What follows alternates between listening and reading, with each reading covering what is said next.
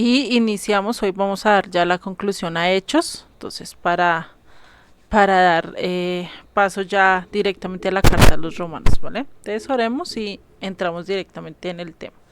Señor y Padre, te damos gracias, gracias Padre Celestial por tu palabra, por tu bendición, por todas las cosas que tú nos das, Señor. Ayúdanos a vivir de acuerdo a tu voluntad, de acuerdo a lo que tú nos dices, Padre, y sobre todo, danos el entendimiento hoy, que seas tú el que dirijas la clase, que seas tú el que nos des perdón, el entendimiento, la revelación, Padre. Te doy gracias en el nombre de Jesús. Amén y amén. Bueno, familia. Entonces, la clase pasada estábamos hablando acerca de cómo Pablo estaba en Roma, ¿no? Y estábamos viendo cómo él estuvo presente, ¿sí? Directamente desde Hechos 2, ¿sí? Bueno, estábamos viendo Hechos, ya les digo cuál Hechos estábamos. Ya. Bueno, estábamos viendo desde el capítulo 21, estábamos viendo la importancia de él, del llamado de Pablo, ¿no? De cómo él iba a ser aquel apóstol a los gentiles, ¿sí? Que estábamos viendo incluso que esa semilla o esa instrucción que él le estaba dando, pues iba a ser suficiente para la siembra y la cosecha, pues de todo lo que él iba a hacer como instrumento de Dios, ¿no? Por eso ligamos todo esto con Juan 12:20 al 24, ¿cierto? Lo leímos, que era ese momento donde la semilla iba a ser sembrada, donde Jesucristo iba a morir, donde Él tenía que morir, ¿para qué? Para dar mucho fruto, ¿cierto?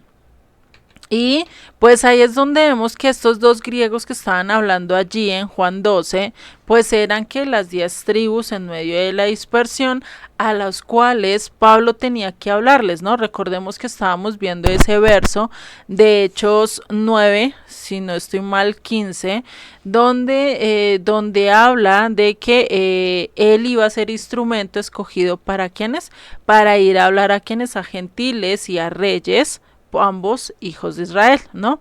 Entonces, esto es algo que vemos y estábamos viendo que estos griegos que estaban llegando ante Jesucristo, pues eran estos gentiles, eran parte de las 10 tribus que estaban queriendo volver, que estaban queriendo entrar otra vez en pacto, pero que se hayan olvidado realmente de lo que Dios quería o de lo que Dios iba a hacer, ¿no?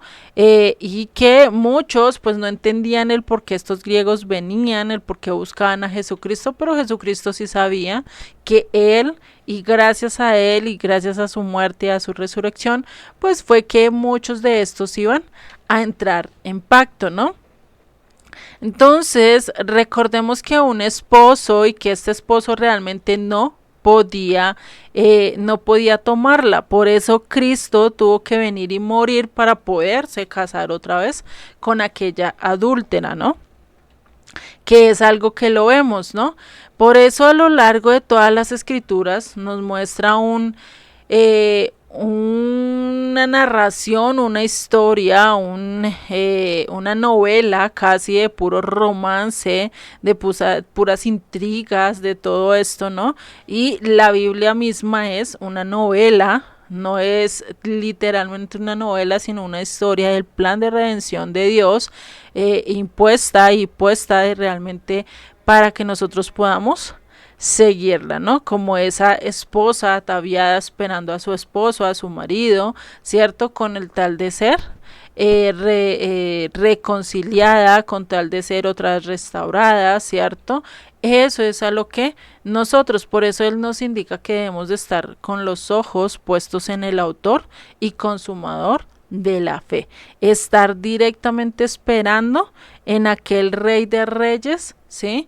Que vino, incluso dio su vida, hizo todo con tal de estar con nosotros otra vez, ¿no? O sea, imagínate un Dios bajando de su pedestal, bajando de su lugar, bajando de su gloria, con tal de volver a reconciliarse con su pueblo amado, pues eso no lo vemos en cualquier otra, en cualquier otro religión, en cualquier otra cultura, no vemos algo que un dios haya hecho esto, ¿cierto? Sino que son dioses que quieren controlar a sus feligreses, a su pueblo, a su manera, ¿no?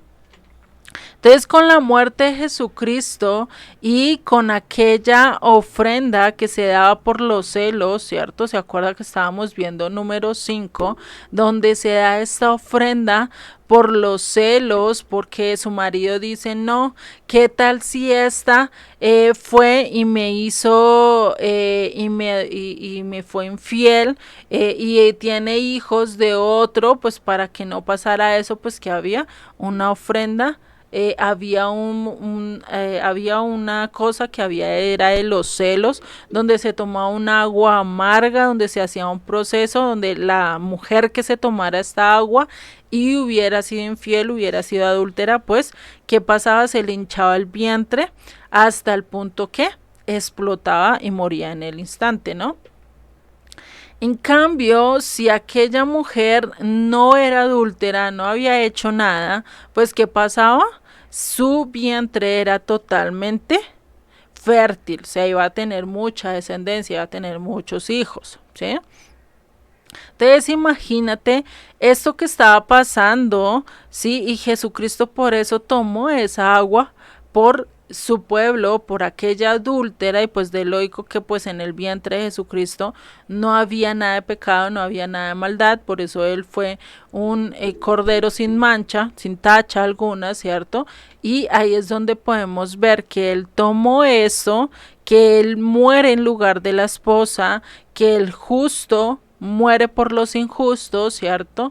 Y obtenemos la salvación. Por eso Pablo, en medio de su defensa ante Agripa, que era lo que estábamos viendo en la clase pasada, ya hasta ahora recaigo y retomo otra vez donde quedamos, que era en Hechos 26, ¿no? En Hechos 26, 6 nos está diciendo lo siguiente, ¿sí? Lo vemos, y ahora por la esperanza de la promesa que hizo Dios a nuestros padres, soy llamado a juicio. ¿Por qué lo estaban judicializando? ¿Por qué le estaban poniendo enfrente de la corte y decir a este lo tenemos que matar, a este lo tienen que ejecutar? ¿Por qué?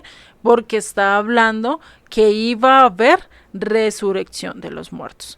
Porque ellos decían, no, no, no, no, ¿cómo es posible que va a haber resurrección? ¿Cómo es posible que esa semilla se va a volver a restablecer? Muchos creían, otros no creían, pero para muchos era invalidez, era algo que no podían comprender, que los gentiles pudieran ser parte del pueblo. Para ellos eso era absolutamente imposible, ¿sí? Incluso hoy en día, para uno llegar a Israel y decir soy del pueblo de Dios, soy de Israel, pues muchos dirán no, está loco, y si quiere pues tiene que pasar por un proceso de conversión que dura más de 3 años en ese proceso, entendiendo la Torá, entendiendo la ley oral y aplicando muchas de las cosas que dicen los rabinos que tenemos o tenemos que hacer, ¿no? Cuando realmente yo lo único que tengo que seguir es lo que Dios me dice y su instrucción, ¿no? Entonces ahí está la diferencia, por eso podemos decir que todavía no hay un éxodo a nivel físico, todavía es a nivel espiritual, ¿no? Entonces, Pablo lo que estaba creyendo era que en esa promesa que Dios le dio a Abraham, a Isaac y a Jacob, que su simiente, que su descendencia, que su linaje iba a ser grande, iba a ser como las estrellas del cielo, como la arena del mar, ¿no? Y pues eso era algo que él estaba esperando, él sabía que un día eso iba a hacer, y que hoy en día pues no se ve, o sea, hoy en día no podemos decir, no, es que solo los judíos son el pueblo de Dios y ellos van a ser como las estrellas del cielo y como la arena del mar, y si nosotros miramos actualmente, hay más o menos 25 millones de judíos a nivel mundial, entre los que están dentro de Israel como los que están por fuera. Ahorita puede que hayan crecido más, no sabemos, esta cifra la hice más o menos del año, principios del año pasado o a finales del año 23. ¿sí? O 24 más o menos fue que hice este estudio, entonces ya lleva bastante tiempito que muy posiblemente esta cifra ha subido o no ha subido, ¿no? No sabemos. Ahí se los dejo para que lo averigüen cuántos judíos hay actualmente y si nosotros podemos mirar a nivel de población cuáles son los países más poblados. Está China, India, incluso Colombia y México son más poblados que Judá, que el pueblo de Israel actualmente, ¿sí? Y entonces nosotros podríamos decir, venga, y entonces, ¿cuándo se ha cumplido esta profecía? Porque es que esta profecía no entra solo para la casa del sur, sino también para la casa del norte, que está en medio de ¿qué? En medio de la dispersión, ¿sí? Está en medio de la dispersión, está bien perdido, sí, está en medio de las naciones, nadie lo conoce, nadie lo distingue, y pues ahí es donde nosotros tenemos que entrar a mirar, ¿sí? ¿Qué es lo que vamos a hacer? ¿Qué es lo que realmente Dios quiere, ¿sí? En cuanto a eso. Y pues realmente muchos diríamos, no, pero entonces, o sea, la profecía no se ha cumplido. Sí se está cumpliendo, nosotros no la vemos, así como cuando sembramos una semilla de X fruta, pongámosle de una manzana, ¿cierto? Nosotros no sabemos cuánto fruto va a dar, nosotros no sabemos cuántas manzanas vaya a dar ese árbol, no sabemos incluso de esas manzanas cuántas semillas tengan por dentro, ¿no? Nosotros no sabemos eso, el que lo sabe es el Eterno, ¿cierto? Entonces podemos estar confiados, podemos saber que Dios en su potestad, en su infinito amor, pues ¿qué va a hacer?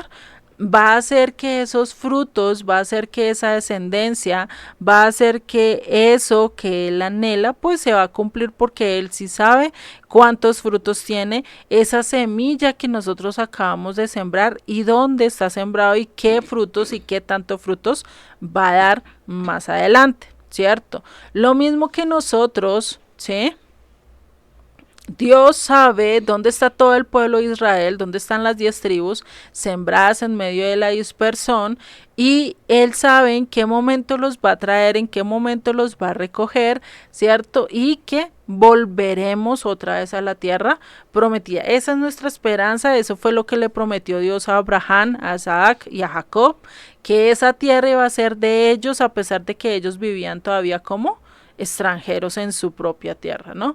Y que después de varios siglos fue que se le entregó. Hoy en día nosotros sabemos que va a llegar el momento en que va a haber la resurrección de los muertos, nosotros vamos a resucitar, vamos a estar con el Eterno, vamos a vivir directamente con Él. Esto es algo muy bonito que el Eterno nos ayuda a ver, ¿no? Entonces, si no creemos y si no tenemos esta esperanza en lo que Dios le dio, en esa promesa a Abraham de que en él serían benditas todas las familias de la tierra, entonces, ¿para qué seguir estudiando la Biblia? Si no tenemos esa esperanza, ¿para qué sigo a Dios? Si yo no tengo esa esperanza, pues ¿para qué este tiempo de reunión? Pues realmente estaríamos perdiendo el tiempo si realmente yo no confiara en eso, ¿cierto? Pero esa es nuestra esperanza. Nuestra esperanza es que Él va a cumplir ese pacto, ese anhelo, esas bendiciones, esa promesa que Dios le dio directamente a Abraham desde Génesis 12, ¿no? Y que Él va a cumplir todo eso a medida que vaya avanzando el tiempo. Nosotros sabemos que Él lo va a hacer. Hemos visto que muchas de las profecías se han cumplido. También sabemos que vamos a resucitar, porque así como Jesucristo resucitó, nosotros también vamos a resucitar, ¿cierto? Entonces, esa es la esperanza y eso es lo que Pablo estaba diciendo, ¿sí? No importa, no importa todo lo que estemos pasando, todo lo que esto y lo único que no podemos, ¿qué? Perder es la esperanza, perder la esperanza de que Él sí va a venir por nosotros, de que Él sí nos va a sacar, de que Él sí nos va a llevar a Sion, de que Él va a restaurar nuestras vidas, de que vamos a estar otra vez en la Nueva Jerusalén, ¿cierto? Eso sí sabemos que Él lo va a hacer. Entonces nuestra esperanza no va a estar perdida, nuestra esperanza no va a estar botada por allá en otro lado, sino que realmente vamos a vivir de acuerdo a lo que Él quiere, ¿no? Porque el día que cumplamos y el día que llegamos a hacer y que esa esperanza se cumpla en nuestras vidas literalmente, tanto física como espiritualmente, pues es lo que vamos a empezar a decir lo que dice el Salmo 126. ¿Qué dice el Salmo 126? Cuando el Eterno hiciere volver la cautividad de Sión, seremos como los que sueñan. Entonces nuestra boca se llenará de risa y nuestra lengua de alabanza. Entonces dirán entre las naciones, grandes cosas ha hecho el Eterno con estos, grandes cosas ha hecho el Señor con nosotros. Estaremos alegres, haz volver nuestra cautividad, oh Eterno, como los arroyos del Negev.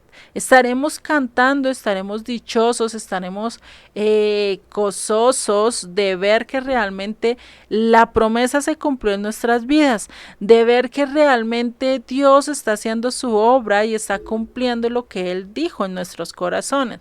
No solo lo que yo creo, no solo lo que yo pienso, sino que Él realmente está cumpliendo literalmente las escrituras en mi vida. Por eso vamos a estar contentos, alegres, caminando directamente hacia su presencia, a vivir con Él, directamente a reinar con Él, ¿no? Entonces, al volver y edificar las naciones del Negev, ¿no? Las naciones del Negev, recordemos que son las las naciones del Negev son las que estaban en Judá en el tiempo del desierto, ¿sí? En el lugar del desierto. Recordemos que Judá vivía hacia el Negev, hacia el desierto del Negev, y las 10 tribus vivían en el norte, que es lo que hoy en día está más poblado. Hoy en día Israel, ¿qué es lo que más ha construido? La parte del norte. La parte del sur no está poblada, casi está desierta, ¿sí? Y esas ciudades que estaban antes todavía no han sido pobladas, ¿sí? Y se cree que los que realmente las van a poblar son los de Occidente, aquellos que vengan otra vez directamente ante Dios, ¿sí? Entonces imagínate esto, que llegue ese momento donde nosotros vayamos al Negev, vayamos a vivir allí, Dios nos dé la porción de tierra que nos corresponde allí en el Negev, podamos vivir allí y ya no va a haber desierto, sino lleno de vida. Ya no va a haber algo totalmente árido, sino ya van a haber plantas, ya van a haber diversidad, ¿sí? De plantas donde nosotros podremos vivir bien. Por eso sigue en el verso 5. Los que sembraron con lágrimas, con regocijo segarán, irán andando y llorando el que lleva la preciosa semilla, mas volverá a venir con regocijo trayendo sus gavillas. Es decir, Él sembró en nosotros una semilla, pero nosotros vamos a ir alegres cantando. ¿Por qué? Porque llevamos la semilla. Porque no solo llevamos la semilla, sino llevamos los frutos de esa semilla que Él sembró en nosotros, ¿no? Llevamos y vamos a mostrar realmente que no vinimos solos, que venimos también con nuestra descendencia, con aquellos a los cuales le hablamos, a los cuales le impartimos, ¿cierto? Y no solo, sino que vamos a mostrar esos frutos de obediencia que nosotros hicimos de acuerdo a la instrucción, ¿no? Entonces así un día vamos a volver, un día estaremos, ¿sí? Sembrando, incluso actualmente podríamos decir que la mayoría de las veces estamos sembrando con lágrimas, con sudor, con dolor, ¿no? Porque pues hay situaciones que nos desgastan, hay situaciones que nos aquejan, hay situaciones que no nos ayudan, pero tenemos la esperanza de que un día Dios nos va a sacar, tenemos la esperanza de que un día todo ese rechazo, todo ese insulto, todas esas cosas que recibimos de nuestras familias, en el trabajo o en X situaciones por seguir a Dios, un día se van a acabar. Y de esas cosas que vivimos, vamos a ver que el fruto de que el Eterno nos va a bendecir, el fruto de que el Eterno va a hablar a nosotros, el fruto de que nosotros vamos a andar de acuerdo a la voluntad de Dios. Y ahí es donde vamos a ver que se empieza a cumplir la obra, que empezamos realmente a hacer lo que Dios quiera hasta el punto de llegar ante Él llevando todo ese fruto que nosotros estamos. Por eso acá empieza y habla, y por eso Hechos pues no se termina de escribir. ¿Por qué? Porque está esperando que se escriban los hechos de nosotros como discípulos de Jesucristo, que se escriban ahí a continuación. Es decir, todos los hechos de los discípulos no quedó ahí, siguió y se ha seguido escribiendo desde hace casi 2000 años, y se terminará escribiendo hasta que venga Cristo y cumpla todo lo que Él dijo en nuestras vidas, ¿sí? A totalidad, ¿sí? A plenitud. Ahorita lo podemos ver en parte, ahorita podemos ver ciertos cambios en nuestras vidas, pero todavía faltan algunos aspectos. Por eso dice en el Hechos 28:28 nos dice: sabed pues que a los gentiles es enviada esta salvación de Dios, y ellos oirán. Y cuando hubo dicho esto, los judíos se fueron, teniendo gran discusión entre sí. Y Pablo permaneció 2 años enteros en una casa alquilada, y recibía a todos los que a él venían, predicando el reino de Dios y enseñando acerca del Señor Jesucristo abiertamente y sin impedimento. Y realmente eso es lo que ha pasado. ¿Dónde está actualmente Pablo? En Roma. Actualmente, ¿quiénes son los que más escuchan realmente a Pablo? La Iglesia Católica, los cristianos, porque realmente Israel no lo escucha. El pueblo judío no quiere escuchar a Pablo. Para ellos Pablo es el peor profeta, el peor discípulo. Para ellos él no fue acorde a lo que dice las escrituras, ¿no? Cuando se ha sacado de contexto, ¿no? Entonces ahí la historia sigue porque ahí no culmina, y donde dice y esto fueron todos los hechos y acá se terminó la historia, no es como si sigue, bueno, y qué más pasó, ¿no? Como que venga, porque no siguió contando la historia, ¿cierto? No se ve un final así como si se ve en los evangelios, donde se ve algo que uno dice, bueno, ya acá como que terminó este evangelio y hay cosas que no se escribieron, pero que como que se trata de dar una conclusión, ¿no? Y por eso, pues, a Pablo aún se sigue predicando. ¿En dónde? En Roma. ¿Dónde lo escuchan más? En Roma, ¿sí? Él está directamente en medio de las naciones, dice que está en una casa alquilada en Roma, predicando durante, ¿qué? 2 años. Nosotros lo podemos ver durante 2 milenios, predicando abiertamente y sin impedimento. ¿Quién ha dicho que no se predique de Pablo? ¿Quién ha peleado para que no se predique de Pablo? Nadie. ¿Por qué? Porque como han tergiversado, porque como le han cambiado las palabras que realmente él dijo, pues muchos dicen, sí, está muy bien, eso él dijo que no hay que seguir la ley, él dijo que no hay que esto, ¿cierto? Pero se olvidan que realmente Pablo fue un judío y fue fariseo de fariseos, es decir, él cumplía la ley a cabalidad, ¿no?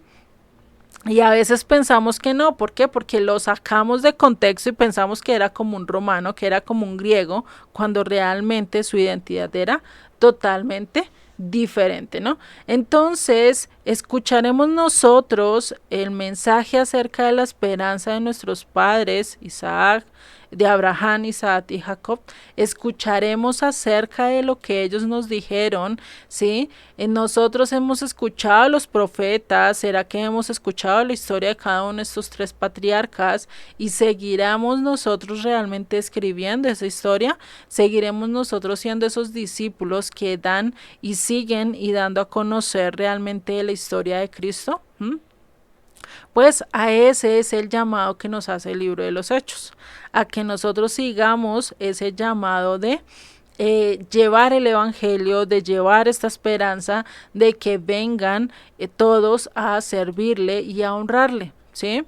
Por eso en Hechos 3:19 que nos dice, así que arrepentíos y convertidos, para que sean borrados vuestros pecados, para que venga en la presencia del Señor tiempos de refrigerio, para que venga esos tiempos de refrigerio, esos tiempos de abundancia, esos tiempos de abono, donde nosotros podamos realmente comer, satisfacernos, y no solo nosotros, sino también otros, ¿no? Vendrán días de refrigerio, de descanso, ¿sí? Y entonces, ¿cómo nosotros vamos a poder estar en la redención? ¿Cómo nosotros vamos a poder contribuir al reino de Dios, ¿sí? ¿Y cómo vamos a hacer para que el reino de Dios venga y se establezca en este mundo? Pues dando a conocer el evangelio de Dios, haciendo lo mismo que dijeron, arrepentiendo, convirtiéndonos y seguir la voluntad del Padre, ¿sí? Y no solo eso, sino que enseñarla, transmitirla, llevarla al entendimiento, ¿sí? Por eso en Hechos 3:20 nos sigue diciendo, y él envíe a Jesucristo que os fue antes anunciado, a quien de cierto es necesario que el cielo reciba hasta los tiempos de ¿qué? De la restauración de todas las cosas. Es decir, Él va a estar en el cielo hasta que se restauren todas las cosas. Va a llegar un momento en que ya todo va a estar preparado para ¿qué? Para que se restablezca todo. Y eso va a pasar después del tiempo del hijo de perdición, después de que venga el anticristo va a pasar todo eso, ¿no? Y dice de que habló Dios por boca de sus santos profetas que han sido desde tiempo antiguo. Desde Moisés ya se hablaba de ciertas cosas que van a pasar al final de los tiempos, ¿no? Entonces, ¿cuánto tiempo tiene que estar Jesucristo, Yeshua, a la diestra del Padre?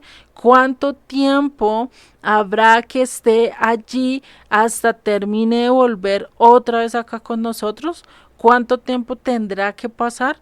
Realmente no lo podemos saber, ¿sí?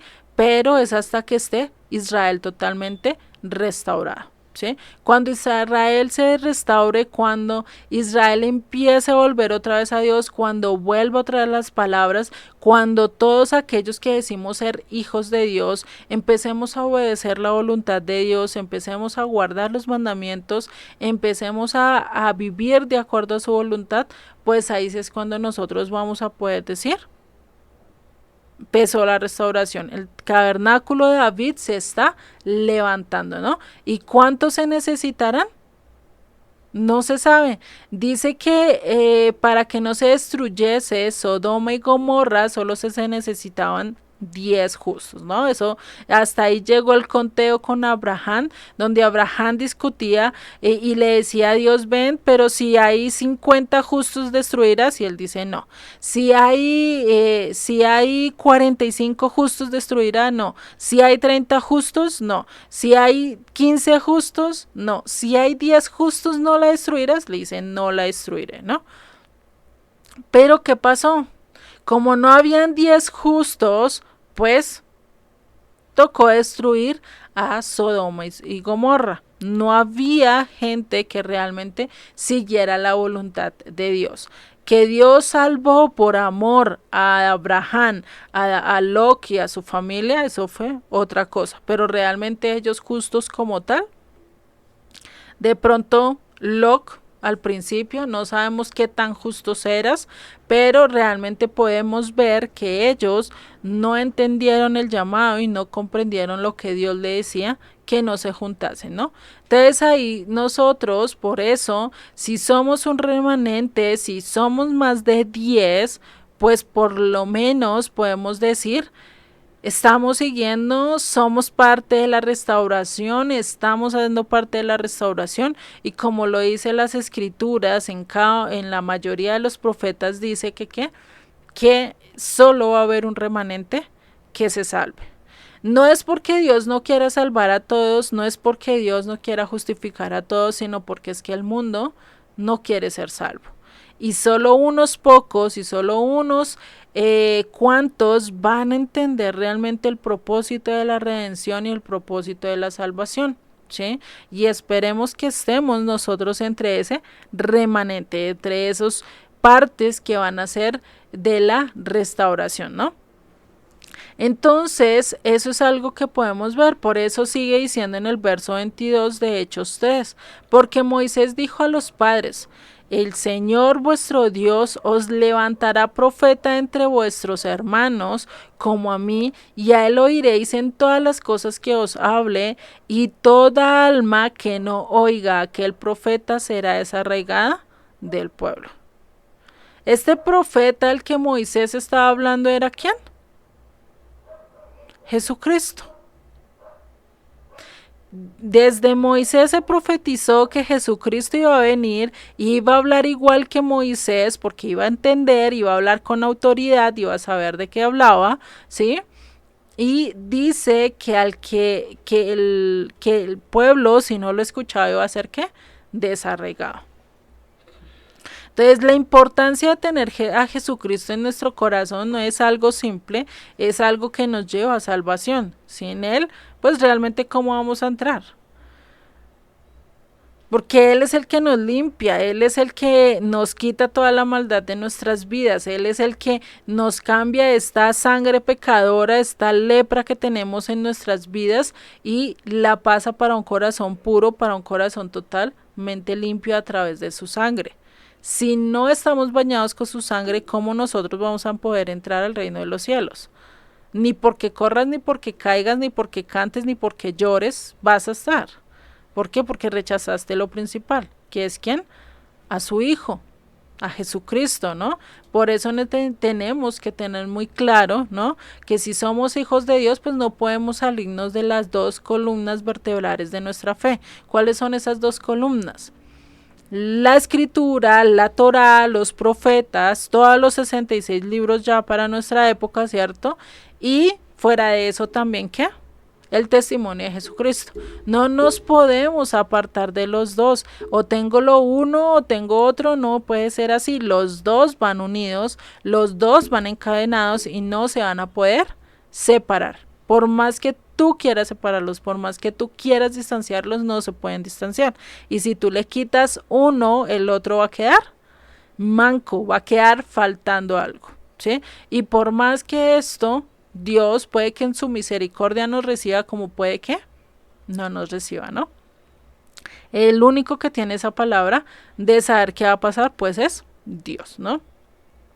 Y ya como texto a memorizar, ya con esto concluiríamos este libro.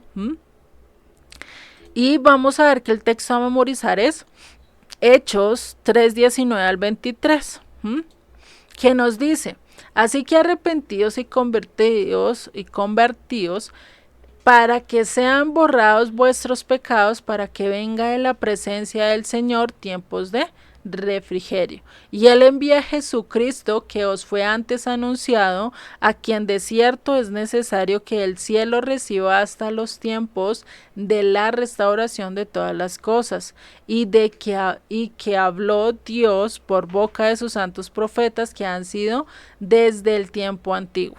Porque Moisés dijo a los padres, el Señor vuestro Dios os levantará profeta entre vuestros hermanos como a mí. A él oiréis en todas las cosas que os hable, y toda alma que no oiga a aquel profeta será desarraigada del pueblo. ¿Sí?